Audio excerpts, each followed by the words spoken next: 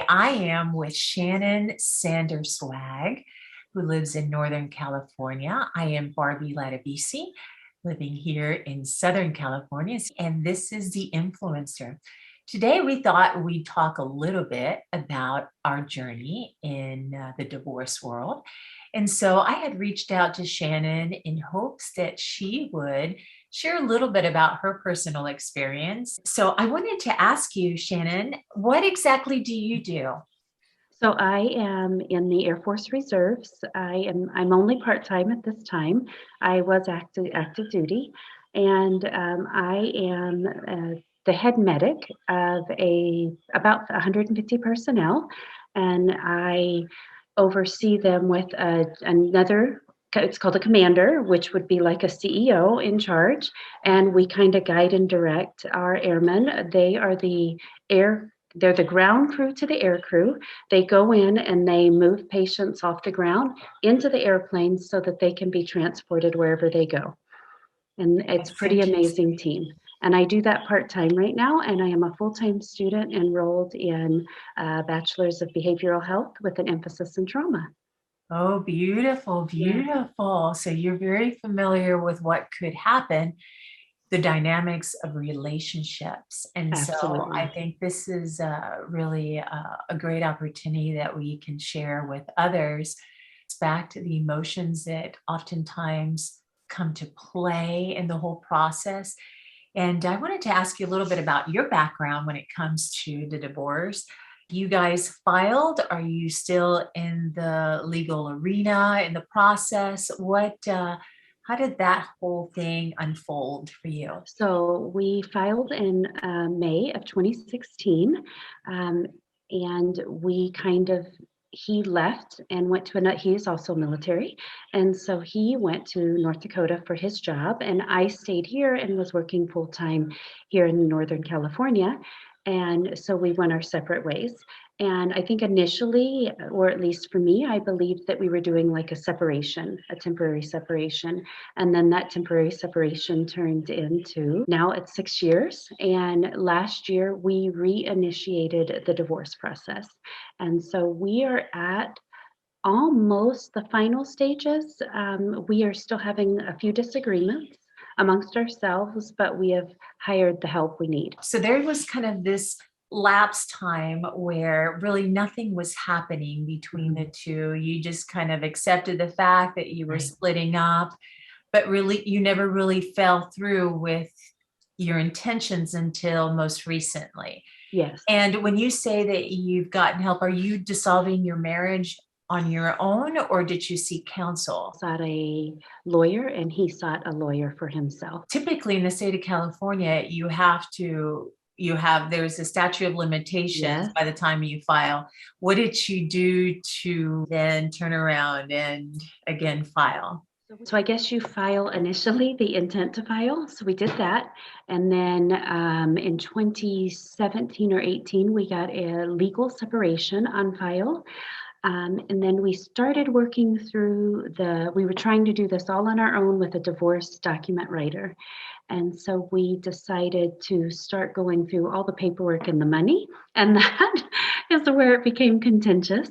And then we would just pause because we were trying to develop a relationship that was separate from, not we weren't being married, but we were trying to have a relationship because we have four beautiful daughters, and we wanted to have a cordial relationship. So we would get to that hard part, and then we would just pause. So the state of California, when I reinitiated last year, they had to file extension on the divorce. So the goal is to have it finalized by May of this year, is what the judge is wanting.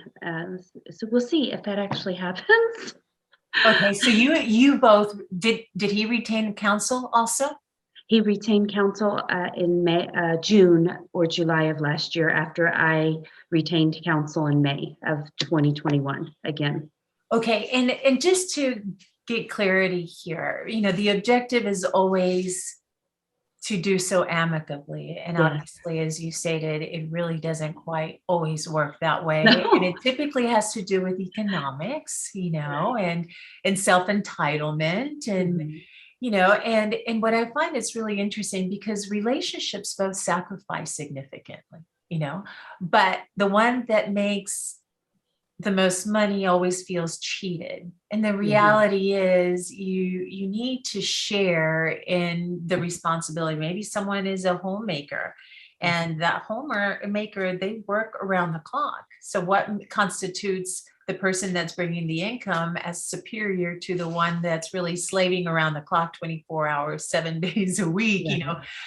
doing the shopping, doing the cleaning, taking the kids. I mean, kids are a big responsibility as it relates to counsel. Do you feel that in part they've delayed the process? I know that you guys kind of waited a little bit, but do you believe that it could have been the process could have gone much quicker had you not really depended on the attorneys? What is your take about attorneys in Oh my general? goodness. I feel like in hindsight, so in California, you can file with on your own. And we were attempting to do that to save money, and we thought we would be cordial. And what I found out as I've gotten lawyers involved, there's the possibility that information I was given may have been inaccurate. So that is where some of the main contention is right now of what the agreed amount. So I would say the answer is number one, get everything in writing. We did not do that. We didn't really technically agree, but he continued to pay me alimony and child support. But there was nothing in writing. And so what we're finding is that is a big fluke on our part for both of us. It doesn't protect him and it doesn't protect me. And so that created this place that we're in right now where I would say we're in disagreement because we didn't specify what that specific amount of money was or for in writing with the courts. And so now we're in the process of having to hire a financial advisor that goes in and looks at all the money. And unfortunately, he's going to have to look at the money before my husband left the home.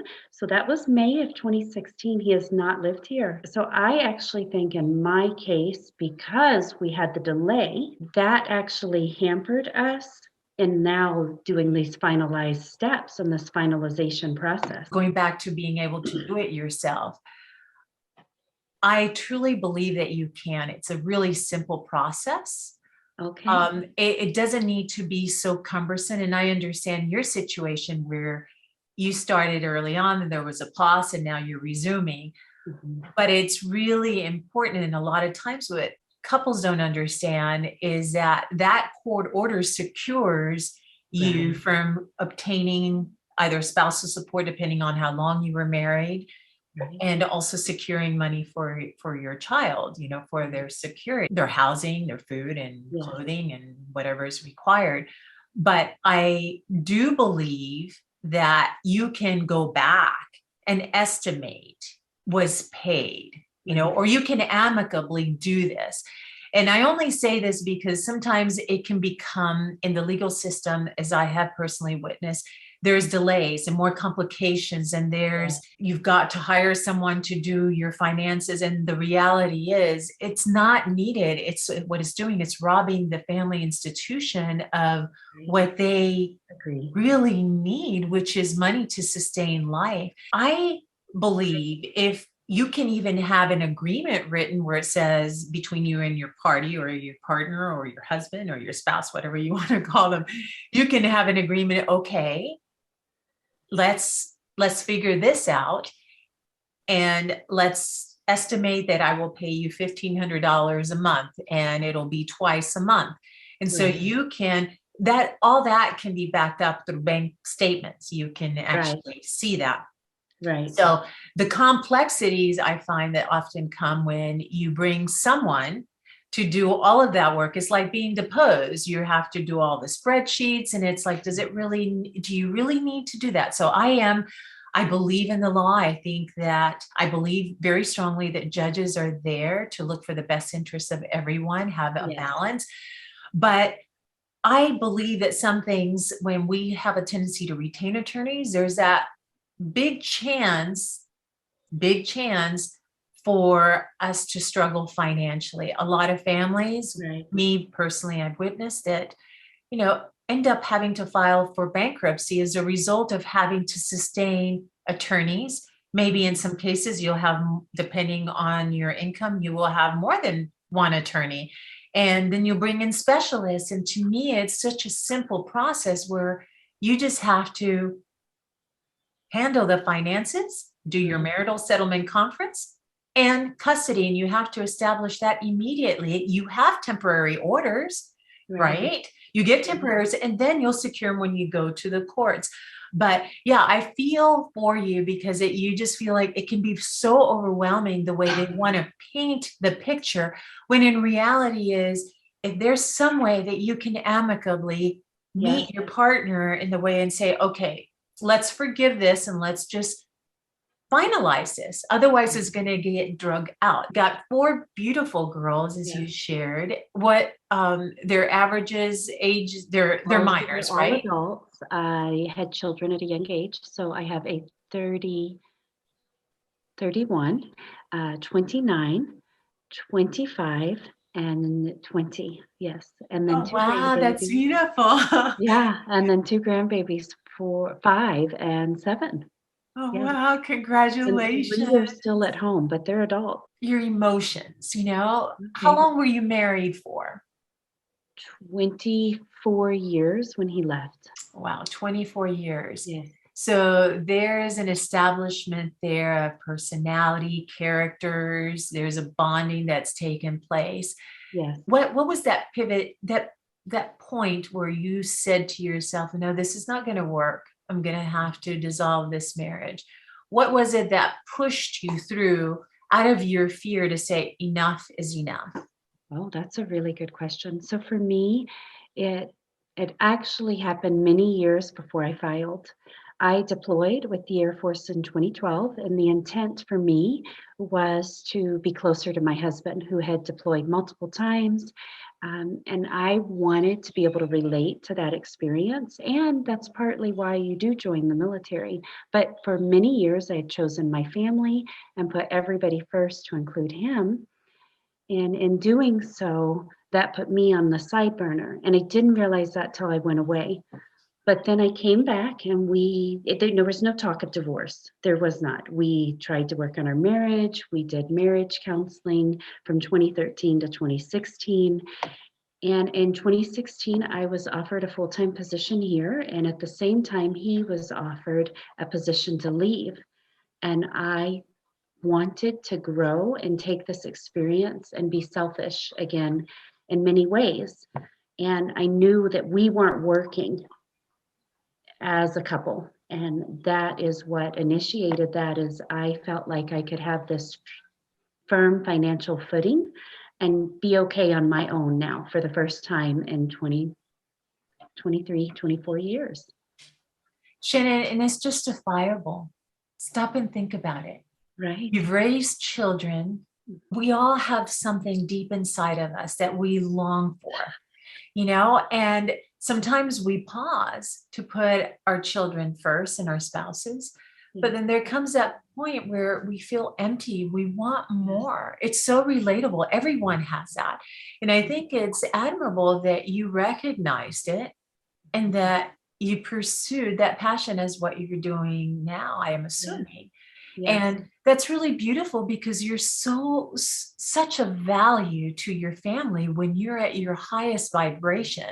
We have to serve ourselves first in order to be able to serve others. And I think that during the whole divorce process, we have a tendency to process that because we're in this mode of always serving and giving. Right.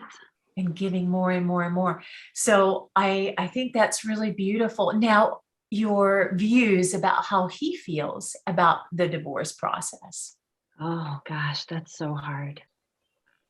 I felt like at first he didn't want it. And so that was why, as the couple, I think we initially decided just to separate and both of us grow apart. Not necessarily to grow apart, but to grow as individuals and see what that felt like for us. And I think he got really lonely, and he struggled with being alone. And so we know what that leads to when men are alone. So it leads to other things. And he found other things. And so when he came back home in December, he had chosen other things. And then for me, that was really, okay, this is it. This is really the turning point for us. That realization, because I initiated the divorce. So we'll be very, very clear here. It was both of us going to counseling, and then I was the one who said, I'm choosing me. And he was the one that took his job with the military, and I stayed here with the military. So then having the reality that there was going to be somebody else in the picture besides me, that is incredibly difficult, right? That started that downward spiral of, well, was I just not enough? Or why couldn't he be happy with me? And all those questions that you have in your brain that are not necessarily truths, but they're those hidden beliefs that you have buried deep down all surfaced. And I didn't acknowledge that. I acknowledged it, but then I just kind of pushed it down because I had life. I had a job. I had the kids. I needed to be the reliable parent now at this point, and I had chosen this path. So it's a combination of being very heartbroken and at the same time knowing that you are the only person in this space to make everything happen for everybody. I feel your heart because I know it's very difficult to even remotely begin to think that you are secondary to Right, anyone when you have given them so many years and served them and given them that you feel like, is this how it's going to end? right, Emotionally, it's such a tug of war. And you're right, we have to set boundaries. Otherwise, things don't we can be abused as human beings. Do we deserve this? Absolutely not. So it's interesting what happens, and I see this often. Men's appetites are very contrary to our or to the female, right, and oftentimes they seek that love in the middle of chaos elsewhere. That they're thinking differently. They're not processing the ramifications of their actions until they, so to speak, committed the sin, right. for lack of a better term, and it's like it automatically ruins things. And so I believe relationships is a very spiritual game, if you will, where once you embark and engaging with someone else outside of your relationship, it becomes really, really problematic. And there's no going back because you've hurt the person that loves you. And Yeah, so I understand what you mean by you feel it's like, you're not enough. For goodness sake, are you kidding me? You are more than enough. And you can't compare yourself to someone that just takes the beauty that you have to offer them for granted. Hearts are broken. yeah, And it is so undeserving yeah, because of this, or they will run into someone that's very egotistical. The industry will call it narcissistic in nature. What is love? Love is giving more of ourselves than what we expect. It's about giving 100% both sides. It's not this whole 50-50. right. And so I think it's you are enough. You're a beautiful woman. You've accomplished so much. I mean, 4 children, my goodness. Yeah, And I understand those emotions. Those emotions are deeply rooted. It's you. And if someone cannot appreciate the beauty that you have to offer them, most particular in a loyal, loving relationship, then you do yourself a favor and move forward. What is your belief about forgiveness and what's transpired? ooh, that one's really deep. Forgiveness is not about the other individual. When you're ready, that you should do for yourself.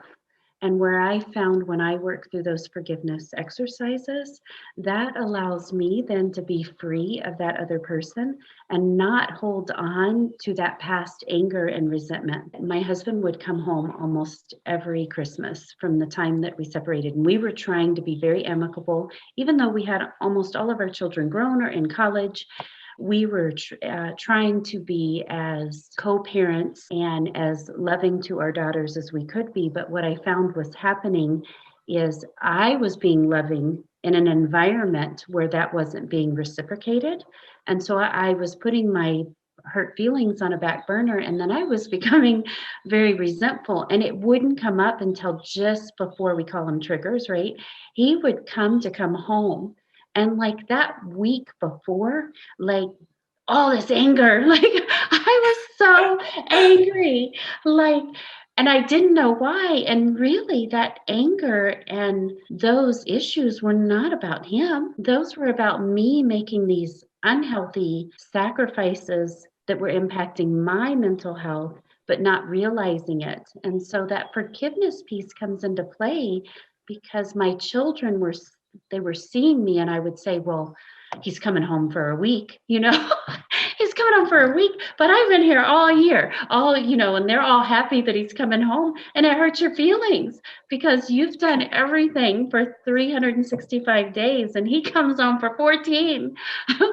So that was more about me being able to be in this place of peace and not be so resentful and angry, to where when my girls would bring him up, I wouldn't want to just spew all these mean things about who he was as a person. That is not their belief of who he was. Of course, yeah. And it doesn't matter. They're always going to love their father no matter what. I've learned in therapy that was so impactful. Your children are a part of both of you. And when you, as the parent, say something bad about the dad or the mom, that child takes that in, and you say, so let's say in my case, I said that he was a selfish person. Now, me as a child, I take that on that I am a selfish person, but really I may not be, but I'm part of him. I'm also part of my mom. Then the kid now has this thing, well, I'm selfish. And then now we've created this child that has this belief in him or herself that's not true. Then that child goes into life, and then that creates a toxic shift for her or him to think that they're selfish. So then they become overgivers. Love how you were able to suppress yourself in part to not gush out your deep feelings, because you're right. I mean, children will, it's like you say something derogatory about their other parent and they're going to feel like, well, she's speaking about me. He's a part of me. And I think I'm a big advocate for just keeping quiet. If you have nothing nice to say, don't say it at all. I love that. Absolutely. Yeah. So I commend you for that. I think that's really beautiful. Well, I want to be clear. I had breaks. I want to be very clear. I had moments where I was like, oh, I'm so angry. I have that thought in my mind. If I say something about him, these girls are going to believe it's about them. And I will say that is they have always been, from day one of their births, my number one priority. That doesn't mean I put the husband on the side, but my number one priority to being the best mom I could be, so they could be the best young women that they could be. And I feel, and they're beautiful young women that are out in the environment, and they're going to accomplish great things. Well, they're a reflection of you. Our children, they are watching our every move. And it's interesting, some of the comments that come out of their mouth, or their demeanor, the way, their form of expression. It's kind of fun to see. Yeah. What is your opinion about marriage? Oh, goodness. As someone that's gone through a very long process, and I had a career, and then I stopped that career to become a stay-at-home mom when I had my fourth child, because I could not function with this fourth child and get to work on time. I wasn't serving in the way that represented who really my true person was, because then I was late to work because I'm breastfeeding, and now I've got 4 instead of 3, and everybody. So I chose to work part-time and raise my children. But at the same time, because I kept my Air Force career, I now have a retirement. And going through the divorce process, I'm seeing, especially as I get older and start drawing that retirement, I am financially independent. So to take on a marriage would really take a very strong relationship of somebody that is doing the same work I'm doing. But I would need to feel safe in the fact that this might be the one that might actually work, where I don't want to go through the divorce process ever again. But I desire that love. I loved being married. I loved serving my husband. I was not resentful of being that stay-at-home mom or giving up my career. And I had that amazing flexibility of being part-time and working when I wanted to. You don't have this self-entitlement. You contributed to the relationship. Yes, And you can yes, see in hindsight that having balance, both work, yes. having that independence, it not only is self-empowering to you, Right. although you're now doing a little something different, you're getting a different type of education, and you've raised these children, but it's beautiful how life evolves for each and every one of us. And Yeah, the fact that you taken the initiative not to sob. I mean, you clearly are entitled to have those emotions because you right. were with this person for such a long period of time, but just to be able to reflect and now you say, I'm glad it was the way it was, because where would I have been had I Right. not been doing all these things, multitasking, having all the balls up in the air, so to speak. Where would I be today? Now Yeah, I would be like lost. And right. that oftentimes happens with our beautiful ladies, that they become so in their position, what they're calling as a mother, they have failed to lose their identity, what that longing deep down is, what is it that they want to do, because they're always serving others. So Right. I love the balance. And you don't see that very often. I think Mhm. it's really beautiful. It's like almost like a gift. Okay, so now it's going to be about Shannon, and she's going to start a new career, a new Yeah. endeavor, something that just warms her heart, makes her a better person. And I think that's really beautiful. And because of the way you conducted yourself through life with such a high level of integrity, really displays the gifts that are forthcoming to you, that whole karma thing. It didn't answer that question. So I don't know the answer right now. Right, right, right. Because you're still in the midst of it. And it's okay.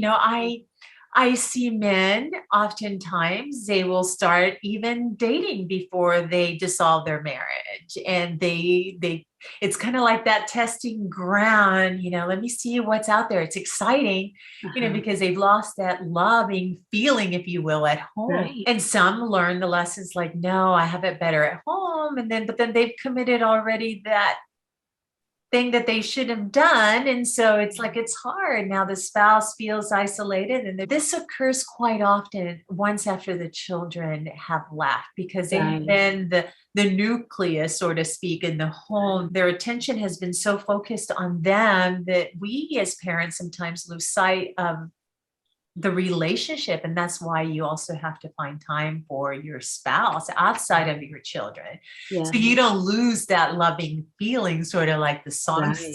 says. So it's always interesting to get perspectives. Money does come into play at this point in your life, because you also want somebody to be right where you are or thereabouts with a little bit. Right. You don't want to bring in someone that is not perhaps financially stable. Right. Been through it, it's a tough road ahead, and you've already lived that. Would you consider remarrying?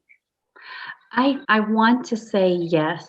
I want to believe in the yes. I want to believe that there's a second chance. No, in this moment, I feel very nervous about saying that I am definitely going to remarry. Dating is so difficult, and what is out there is maybe not necessarily greener. I So the thought, understand many people, with all the applications now, you are swiping, it becomes just an image thing, but you don't really get to know the person. You imagine going out there and having to look through this whole sphere, wherever the application is, and answer to everybody. I can't even imagine. To move forward and focus on you.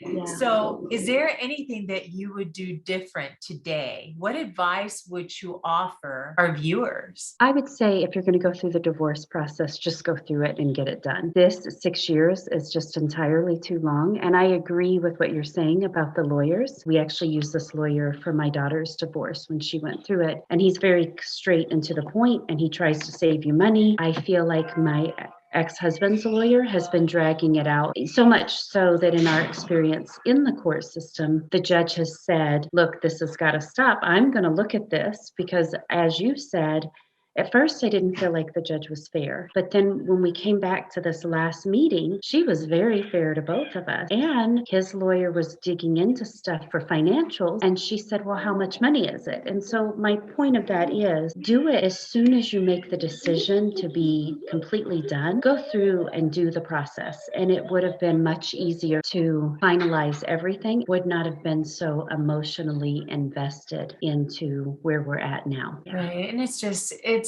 unnecessary expenses. It's absolutely unnecessary. Yeah, well, that you can go out and get yourself a dress, get a I could get so much manicure. right now, a new car right now. So I wanted to also ask you what your feelings are as it relates to division of property. You lived with this person for so long. And now it's that time where the courts say someone here has to sell this home. Yeah. And sometimes couples don't have the means, or one or the other doesn't really have the means to buy the other. What do you process through there, those emotions? So that is actually our biggest stuck point is I am tied to this home. This is where my job is. I live in California. If I lived anywhere else, I think it would be a very simple cut and dry sell the house. But I was also the homemaker and part-time for almost 13 to 15 years. So I had given up everything, and that's okay. Like there's no resentment there. But for me, our biggest breaking point and why we're in disagreement is he wants to sell because we would make this equity, right? There's this money floating out there, what the home would sell for. But at the same time, it goes back to that financial. I work part-time. So being able to get into the home that I'm in now, or a home I would have to rent, that if you can agree to that much sooner. So at the very beginning in May of last year, when I went to the lawyer, I actually told my significant other, I was so tied to the home. I'm not there now. I've progressed and grown. I was going to walk away from alimony, retirements, to include all the accounts that we jointly invested in, not just our Air Force retirements, to hang on to a home. And as the year has progressed, with the blessing that in this is, I'm seeing all these things that are coming up financially that I am now responsible for, can't repair. So I have to pay someone. A pipe broke in the wall. The guy still left the hole in the wall that I still have to repair. So my point in that is holding on to the home may not be the best answer for everybody. And in my case, come to the realization that I might need to downsize and rent. And in doing so, now my adult children will have to be on their own. But then there's growth in that too, to where they no longer rely on mom and they become independent. When you're at a standstill and you allow yourself to process it, to think it through, things just kind of, you have that aha moment. Yes. And oftentimes when we're in the middle of it, we're just like, nope, that's ours. We have a tendency to, nope, I'm entitled to that. Exactly. And it's really interesting if we can choose to release ourselves from that life and start new, although it may seem like, oh, what a chore. It's so difficult. It becomes so liberating to our souls, because it's in that growth where we get to discover ourselves. Right. And it's the most beautiful transformation that I share with anyone, having gone through it myself, that you have to detach yourself not only from the individual, it's almost like a major cleansing, but also of your past, what you have, because you're looking towards the future. So living in the past doesn't really help you accelerate and be a better version of yourself. Even division of property. Oh, I want that painting, and no, but I want that painting. It's like, I don't know if you saw the movie, The War of the Roses. I have not, a long time ago, right? Yes. It's crazy, the fights that happen. And, it's just one of those things we really need to process, go into reflection mode, go for a walk, and really meditate, do the pros and cons to determine, is this really what I want? Right. Do I really understand what's associated with the expense? Not the power of just owning a home, but the expenses associated. Do I really want to carry that heavy load throughout the rest of my life. And sometimes simplicity is really the best solution for our lives. Absolutely. If you can just kind of filter through what I call that nonsense at the end of the day with the market and the fact that you have, as you called it, alimony, spousal support. Right. Here in the state of California, if you've lived, if you've been married for 10 plus years, you then are entitled to spousal support. Obviously, with child support, it's a little bit different because it just reaches the child's maturity of age, which typically is 18 or 19, unless if you have a different agreement with your party. But there's ways. You've got that retirement, you've got the proceeds from the house, Right. and it's not really that bad. You may find that it's going to a smaller place may be more liberating than in a brand new place, Right. something It's that mine that I can call my home. exactly. And sometimes if you really want to own opposed to rent, you can take part of your retirement and then pay it back. And there's ways around it. There's Right. definitely ways around it. Absolutely. What is the greatest lesson you learned for yourself and the process? There's so many. There's been so many, to be honest with you. In this last year, it goes back to that don't lose yourself in who you are at the core, whether it be to get even or to have the bigger financial gain. Know who you are at the core so that you don't lose that, so that you can stay grounded in the emotion. One day you're going to wake up and you have to live with who you were and those choices that you made. I think that is beautiful. We don't want to carry too much of that burden moving forward. Mostly they get elevated right before that dissolution takes place. So it's almost like it breaks our spirits when we're going through that, and finding that identity again because of it becomes really difficult, and it's a process. When he came home and the grass was greener for him in that moment in time, because we were separated, and I don't blame him. His heart, I do feel like that was a very hard thing to go from a family of 6 to a family of 1. I can't imagine. So I do have empathy and sympathy for him. When he came home and there was somebody else and I felt the lowest of my low, I allowed myself to get involved in a situation. Was not healthy for me, but I didn't see it at the time. But when I left that and walked away, I had this core belief that I was insecure and that I was jealous. And that came from my relationship. And when I explored this polyamorous relationship, I learned that I was really very secure in who I was. And I was not a jealous person. Like, I was okay. And you might say, well, maybe you weren't as attracted to this person, or that wasn't the love of your life, and so you would feel differently. But I don't feel that. I feel like I was right where I needed to be in those moments to get a lesson that was so eye-opening and so huge to start building me back up to who I really was, because I'd been torn down pretty significantly. And I say that because I could never see myself now today allowing myself to ever do that again. And I never saw myself ever putting myself in that situation, because I knew, wow, don't get into the heart of my heart of who I am as a person at the core. But at the time I didn't know who Shannon is today. Yeah. In life, we have to go through those experiences to really recognize what it offers us, how it awakens us. And the beauty is that it makes us so much better moving forward.